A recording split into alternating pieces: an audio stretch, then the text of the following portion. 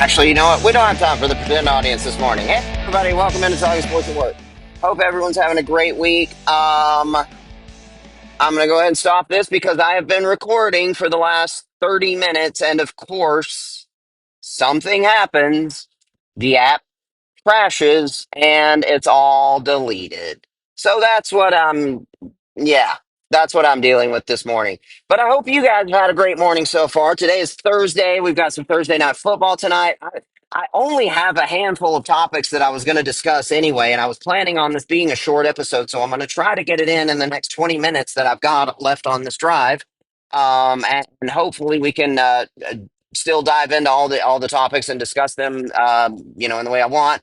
Wanted to talk about this new player, this rookie for the Lakers that 16 teams decided to pass on that fell in their lap is now going off and looking like maybe a future star. Uh, how benching young QBs now seems to be having a positive effect.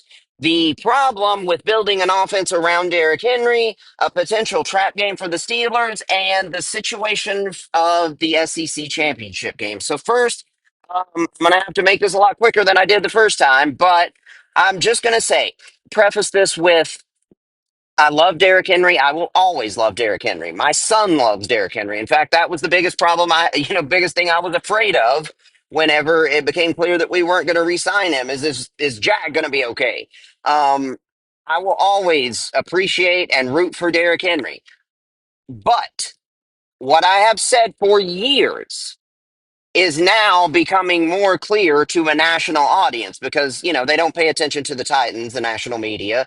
And, in part, that's because, we're rarely good. But I've been saying for years that Derrick Henry is a superhuman. He is a demigod. He is maybe the best. He's the best pure running back in football and has been for a long time. But there is a fatal flaw with trying to build an offense centered around him. And now the Ravens and thus the national media are starting to discover that as well. Now, I haven't heard anybody actually say this, and put it as clearly as I've been saying for years, and I'm about to again. But they've been talking about the problems with the Ravens offense and Derrick Henry, and well, why aren't they? They're going to figure this out if they haven't already very soon. The problem, Derrick Henry is excellent, one of the best football players of all time. But in the most critical moments of the game, you cannot have your best player standing there watching. And that was the case for years with the Titans. Third down, Derrick Henry's on the sideline. Late game situation, 2-minute drill. We're behind. We need a drive. Derrick Henry's standing there watching. End of the half. We're trying to put some points on the board before halftime. Derrick Henry's standing there watching. You cannot build an offense around a guy who can't be in the game in the most important situations of the game. Now, on first down, second down, short yardage, if you're in a 4-minute situation where you're leading and you're just trying to run out the clock, there's nobody in the world you'd rather have. But in the playoffs, in divisional games, in tough games, in close games, Derrick Henry is not going to be a factor in some of the most important moments of the game. And that's just how it's always been. He's not a good blocker. He's not a good pass catcher. That's how it is. He's better than anybody on first and second down and third and one. But I heard them talking about it on some ESPN show about trying to dissect why was he not in there on that 2-point play where everything was riding on that. The Ravens needed to get that 2-point conversion to send the game to tie it up and send it into overtime. Why was Derrick Henry not in there? You only need 2 yards. Well, the reason Derrick Henry was not in there is because they trust Lamar Jackson more with the ball. They would rather call a pass play in that situation. And while you can do some things with him, you can play action it to him. Or, we used to, we would do wildcat to him and maybe do the jump pass or something like that. If you're calling just a pass play that your game is riding on, you need this pass to work. You need this passing play to work. The whole game hinges on it. You don't want the guy in the game that can't block and can't really catch. That's just the fact. So now other teams, other media, the national media as a whole and the Ravens and the NFL world are now starting to find out what I've been saying for years, why I said for years that the Titans need to prioritize either spending money or spending a draft pick on a good third down running back. John Robinson did it once. Early on, he spent a little money on, well, too much money on Dion Lewis, who was good for 1 year and who was a really good complement to Derrick Henry. But then he fell off a cliff, and we just never tried to replace him. One of the main reasons why I had confidence in Rand Carthon early on was because he was willing to spend a third round pick on Tajay Spears. That was a more important position for us than any other team in the league during the Derrick Henry era. Because a team that is built so much around the running game needs to have a good running back in the game in these key moments. That's the problem. That is the flaw with having Derrick Henry as the foundation of your offense, like we tried to do for years. And it's a problem with having him be such a big part of your offense and relying so heavily on him, like the media wants the Ravens to do. Now, anyway, again, I love you, Derrick Henry. Even though you're never going to listen to this, I love Derrick Henry. I will always appreciate him. And it's a shame that now probably the two best Titans of all time will both have finished their careers as Ravens. But I will continue to root for him. But that is the fatal flaw in having him as such a big part of your offense. I'm going to take a quick break and then we'll try to dive into these other topics as quickly as I can. Alrighty, friends, welcome back. So another thing that I have noticed, another sort of interesting trend that is not being talked about and won't be talked about probably anytime soon in the national media, but should start getting some attention, I would think at least by the offseason, is a very interesting trend with young quarterbacks where, excuse me, it seems as though these young guys, these second year quarterbacks, are getting benched, taking a few games off, taking a step back, and then coming back better than ever. That's been the case with, and now this is a small sample size, but Will Levis was effectively benched. We know we were able to say that it was the shoulder injury, but he injured that shoulder and then came back and played the next game. So we know that that wasn't the reason. He was effectively benched for a few games. Anthony Richardson was benched for a couple of games. Bryce Young was very publicly benched for several games early this season. All of those guys have looked better than have had the best games of the season since then. Will Levis has now had back-to-back games where he has looked maybe better than he ever has, with the one exception of that first game against Atlanta last year. Anthony Richardson, I think, has only been back one game since his benching, but he looked much more calm, much more willing to take what the defense gives him, much more like an NFL quarterback. Bryce Young. Now, granted, I haven't watched a lot of the Panthers, but what I have seen from him since the benching, he's looked better than he ever has as an NFL quarterback. There's something to this. I don't think this is just a big coincidence. There's something to this. Now, people who, there are those who believe that all quarterbacks, that no rookie quarterback should start and they all should sit for at least a year. And, people that believe that will be screaming, well, yeah, see, that's what it is. We've been telling you, these guys need to sit and watch and learn. But, I believe that that's true in some cases, but I don't think that there's a one size fits all thing for every quarterback. I think some quarterbacks are better if they have a veteran quarterback they can sit behind and watch and learn for a while. Others are better when you just throw them out there and they can just dive right in.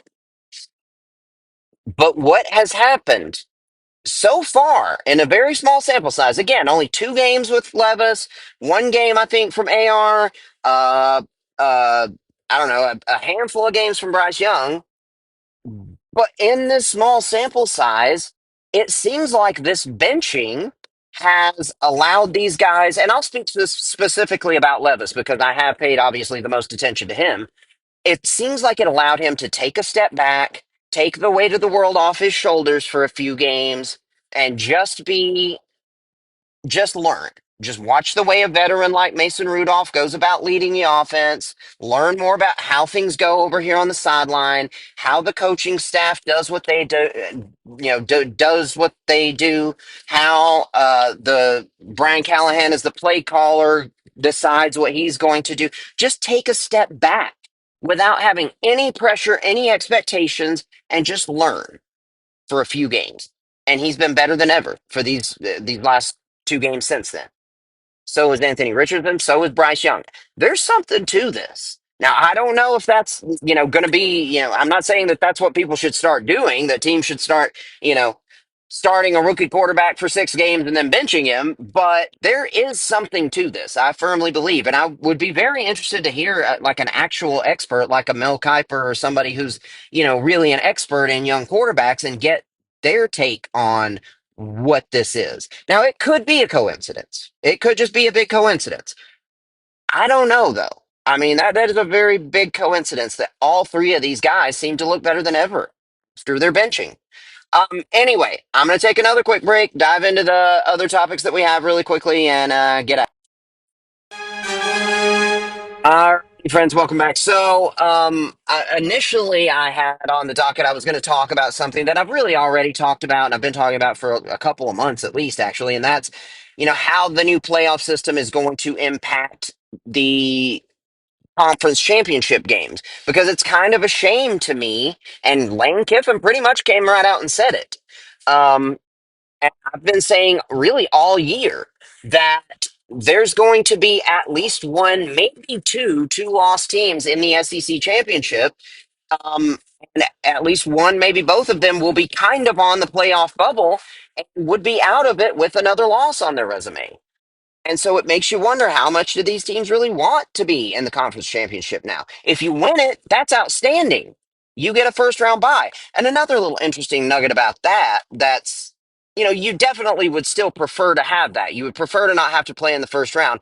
But one thing that I didn't really think about until I heard it talked about on some show the other day is that the teams that the conference championships will actually, or the conference champions will actually be missing out on one little element, or to me, what's a big element of this, and one of the things I've been most excited about all along, and that's that we are now going to get to see playoff games in college football environments. That's why I've been, harping for so long now that I believe the Vols are underrated and that we need to not just make it into the playoffs, but we need to be ranked highly enough that we can get a home playoff game. Because can you imagine Neyland Stadium for a friggin' playoff game? How incredible that would be. This is something we've never had before. All these, postseason games have always been in bowl games or, in conference championship stadiums. They've always been neutral sites. But now we get the most meaningful games of the year, and with teams having a home field advantage, which in college is a huge deal. And so that's something that I think they may tweak that a little bit, because that is a huge deal. And again, you would still much rather have the first round bye and play your first game, in the second round and in whatever New Year's Six bowl you get. But you are kind of missing out on something that's really cool, and that's a really big advantage in having a playoff game in your own stadium if you win the conference championship. So, again, you'd still rather have that happen, but the playoff rankings came out on Tuesday. I was okay with it. I've kind of been saying all along that I feel like our magic number is 10. If we can just get up to 10th, then I will feel comfortable. Really, it should probably be 9 for me to really feel comfortable, because I've said all along that the team ranked 12th is most likely not going to be in. The team ranked 11th is very likely not going to be in. And even the team ranked 10th, given that the entirety of the top 12 outside of what Notre Dame and Miami, I think, are all Big Ten and SEC schools. So the Big 12 champion's going to jump somebody, unless it's Miami and they're still in the top 12. The ACC champion is going to jump somebody. The group of five champion is going to jump somebody. So that's going to mean that teams 10, or excuse me, 12, 11, and 10 are all going to be out. So really, I think maybe I would feel most comfortable if we're at ninth, but hopefully 10th will still get us there. I'm the biggest Florida fan I have ever been in my life this week. I'm really, really hoping they can beat Ole Miss. I'm really, really hoping that Army can, let's go troops. They can take down Notre Dame. But what gave me the most confidence, I think, was I actually watched the playoff reveal for the first time, maybe since the first season or at least that year, a couple of years ago, where we still had a chance. Um, but I watched that show this week, and they did a little thing where they went through and showed ESPN's odds. And if ESPN says it, I'm going to believe it because they basically own college football. Um, they're the ones who basically own the college football playoffs. It's a Disney thing. So if their analytical systems say it, I'm going to believe it. And they gave us, I think it was like a 70 something percent chance, just as things currently stand. But then they went, and if we went out, which we should, we definitely should. That bumped us up to like an eight. Let me see if I can actually find those numbers. I pulled over here for a second. I don't think I was thinking I might have texted it to someone, but I think I actually called him to tell him. But it was like if, as things currently stand, we were at like upper 60s, lower 70s. But winning out put us up to like 80 something percent chance of being in. And so our odds are still very good. But I think, what's being calculated in that is the likelihood of there still being some upsets. Um, but if you look at these schedules, obviously the rest of the way, none of the top 12 teams play each other, I don't think, with the exception of Ohio State and Indiana this week. And unless Indiana is just destroyed, which they very well might be, I think they're both going to be in no matter what. Ohio State will be in no matter what. Hell, Indiana could beat them 52 to nothing and they'll still put Ohio State in.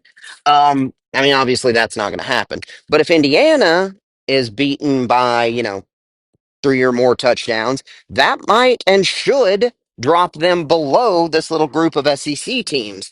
Um, Florida, it seems like they've at least gotten some things figured out, and maybe the swamp can be a dangerous environment again. DJ Lagway is actually healthy, so I'm rooting for them to beat the uh, the Rebels.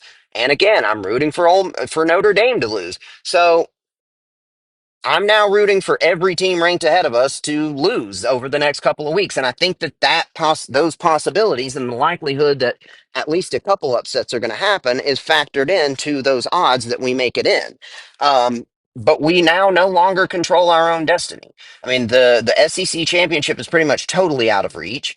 Um, but I wouldn't want us to play in the SEC championship this year anyway, with the way things have gone, because of what I was just talking about. Because if we lose it, and if we're playing against, I'm not going to have a lot of confidence in us against Georgia with them playing the best game they played all year, including that Texas game, and Carson Beck having the best game he's had all year against us. I wouldn't want to play. Wouldn't want us to have our playoff hopes to be hinging on another game against Georgia. Now, while I do think we'd have a good shot of beating Texas, I don't know that I want our entire season hinging on what's essentially a meaningless, I mean, everybody wants the national championship. The SEC championship, and that's another aspect of it, it feels like now has sort of lost some of its meaning. It's not quite as big of a deal as it once was because now more teams are interested in getting into the big national championship tournament. And if anything, the conference championship games could be a hindrance.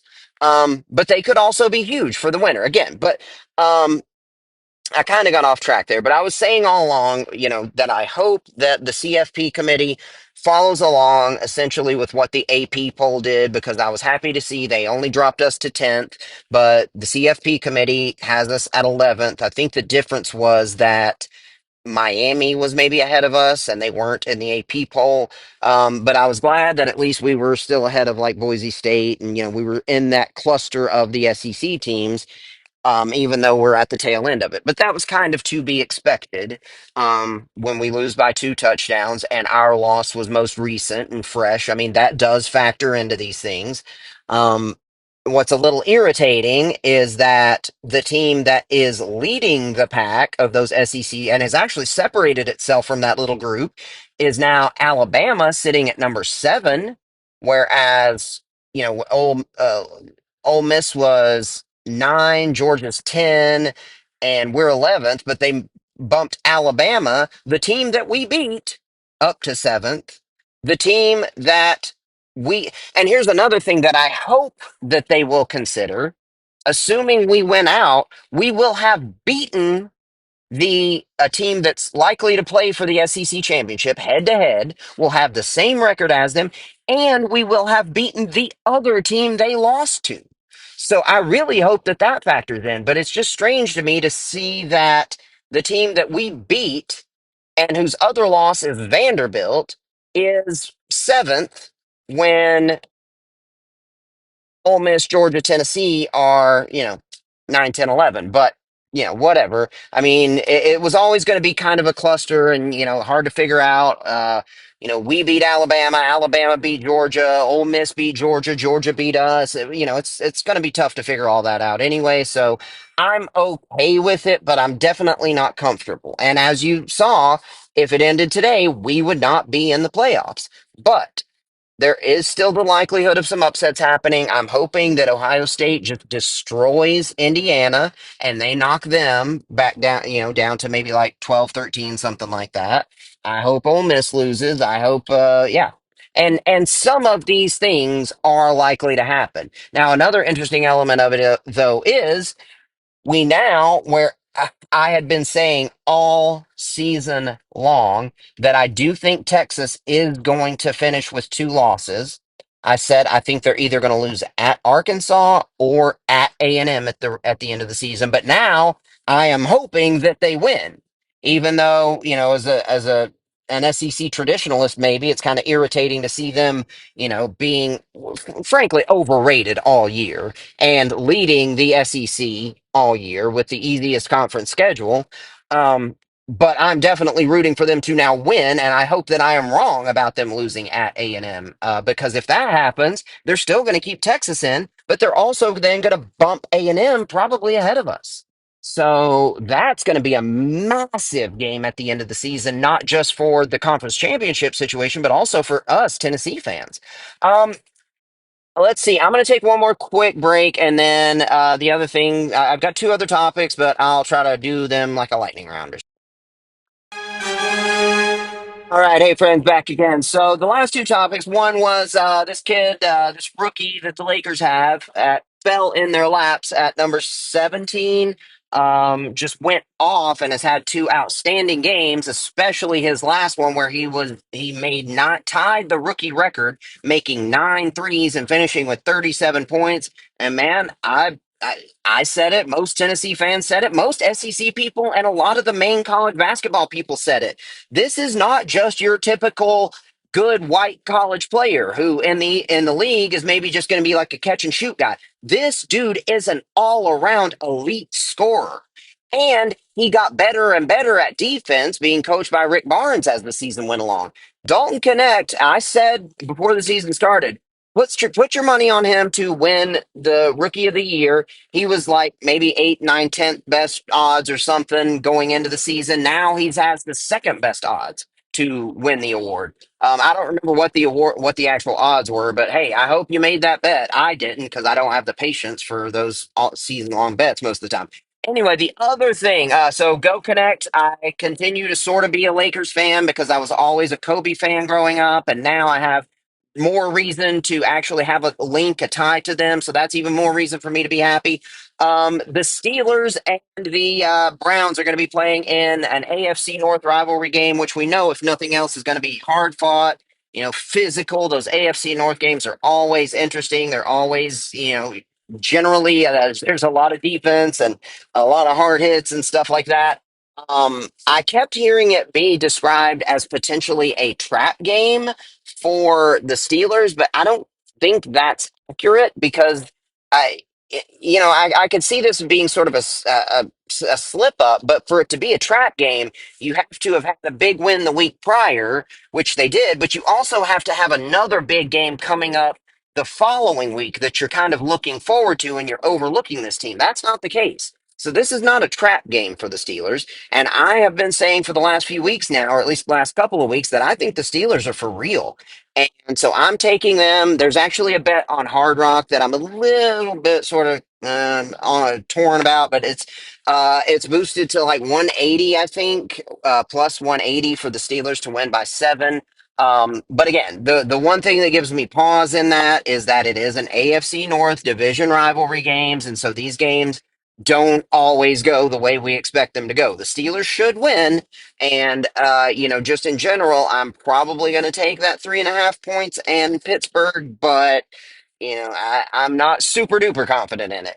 Anyway, I hate that you guys missed out on 20 minutes of my brilliance from earlier, but I hope everyone has a fantastic day. I hope you have a fantastic weekend.